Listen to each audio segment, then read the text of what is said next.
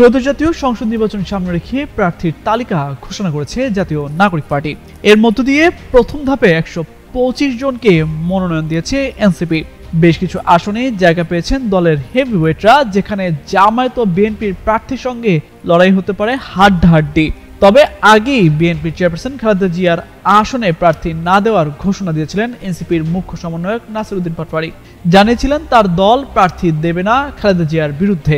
তাতে দলটি প্রশংসাও কুড়িয়েছিল নেটিজেনদের কাছে। তবে বুধবার বেলা 11টার দিকে রাজধানীর বাংলা মোটর কার্যালয়ে দলের প্রার্থী ঘোষণার পর দেখা যায় ভিন্ন চিত্র।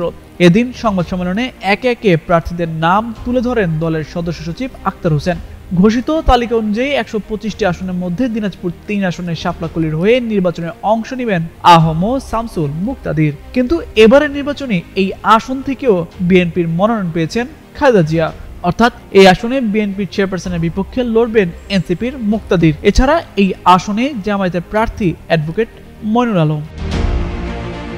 এর আগে গেল নভেম্বরের 3 তারিখ বিএনপির প্রথম ধাপে 237 আসনে প্রার্থী ঘোষণা করে। বিএনপি ঘোষিত প্রার্থী তালিকা অনুযায়ী ফেনী 1, দিনাজপুর 3 ও বগুড়া 7 আসন থেকে ভোট করবেন বিএনপির চেয়ারপারসন। এর একদিনের মাথায় 4 নভেম্বর এনসিপির মুখ্য সমন্বয়ক নাসিরউদ্দিন পাটোয়ারি জানিয়েছিলেন তার দল প্রার্থী দেবে না খালেদা জিয়ার বিরুদ্ধে। তাতে দলটি প্রশংসাও কুড়িয়েছিল নেটিজেনদের কাছ থেকে, কিন্তু সেই কথা রাখেনি দলটি।